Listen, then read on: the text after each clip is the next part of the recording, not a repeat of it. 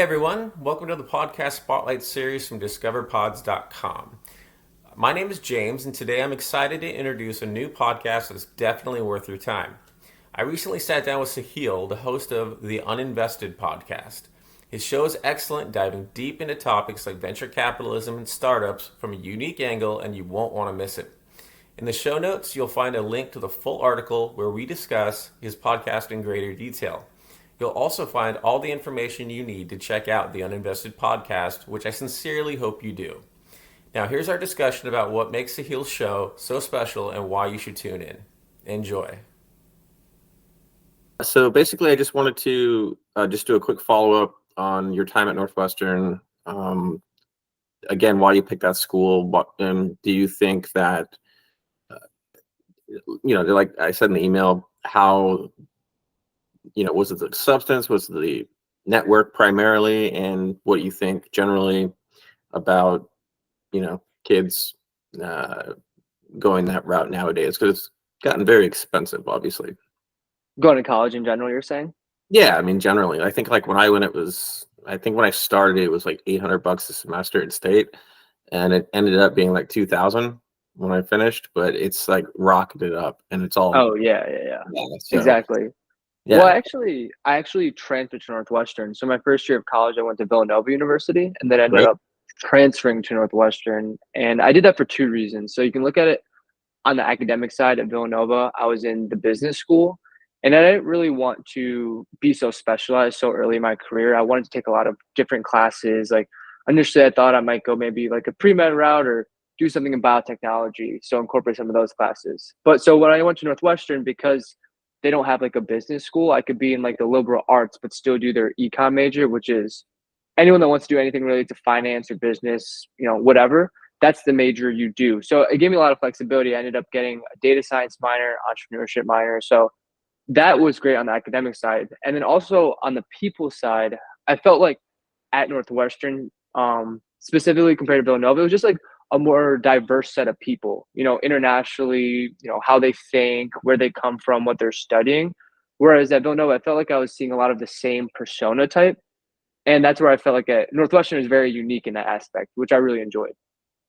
Yeah, I mean, it's always struck me as a very diverse campus, intellectually, and the reason I wanted to follow up is actually over the weekend I was rewatching the Newsroom, that Aaron Sorkin HBO movie or show from a few years ago. Yeah. Mm-hmm. And it's like everybody there was like, came out of like the Midwest and Northwestern, and I was like, I want to see like where, the overlap or the Venn diagram of like the liberal arts, outside the box thinking and entrepreneurship kind of overlapped with the more technical, as like just the real technical business stuff, or like the traditional, what you would think of as a business school. Like state has a very good business school and like a very good MBA program, but it's very siloed off like from the rest of the school. Basically, like you really just do math and business, and not even that much math. Like you do a little bit of econ math, and then primarily like like business though. But it's not super creative.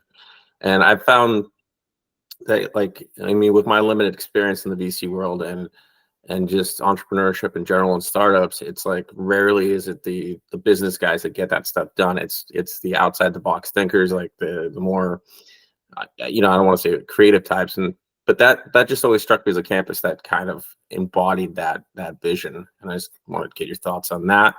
And then, yeah, just really just touch on if you think, what you thought of your experience, and like, do you think that is a necessary component to success, like with the various people you've talked to through the podcast, and then also just out in life, and your own experience?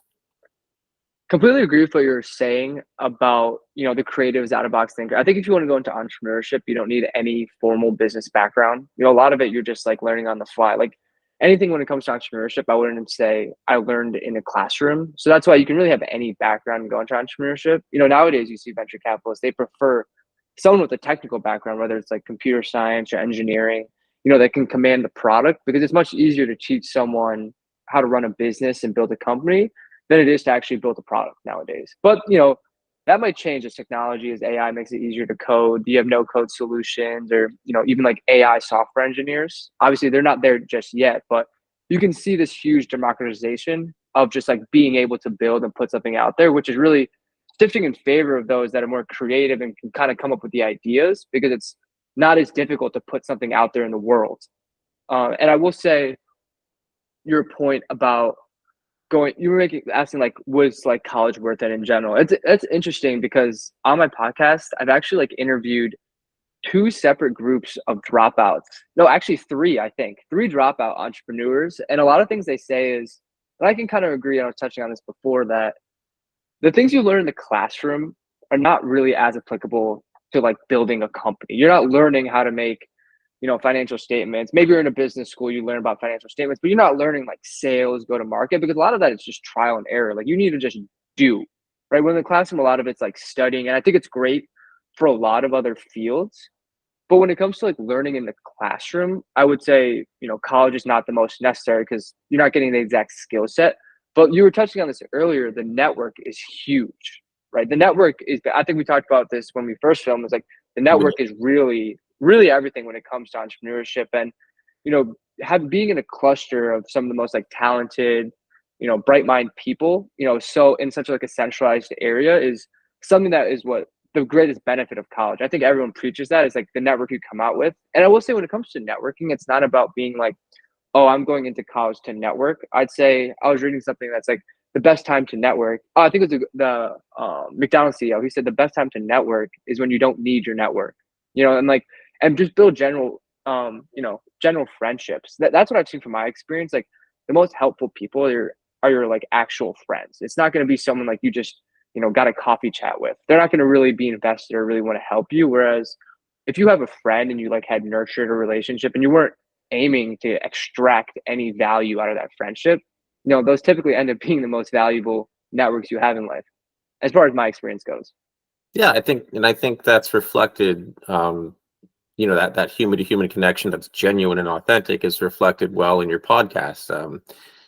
I think like we talked about, just the VC aspect of it. I mean, that's a niche, sure, but it's a vehicle to actually have, to develop stronger and better, more transparent relationships. And I was listening to some more of it over the weekend, and I was like, well, yeah, it just really jumps out at you. So yeah, I just wanted to kind of just tie a little bow around that idea.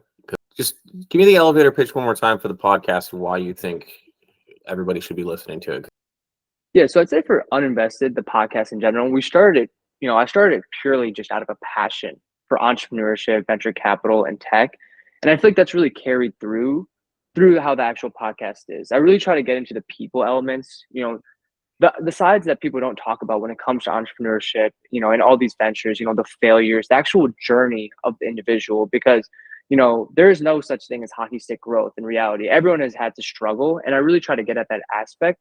And that's why I also try to cater to those individuals that might be curious about these topics, but might be afraid to jump in because, people are using a lot of jargon, they're scaring them off. So that's why I try to cater to a wide range of individuals, by not getting too technical and really trying to like be not dumb things down, but be simplistic in nature when it comes to it. Because there's no reason to overcomplicate a lot of these things, because when it comes to entrepreneurship and venture capital, I think I was talking about this earlier, it's just people doing things. And I think that was one of the biggest unlocks for me.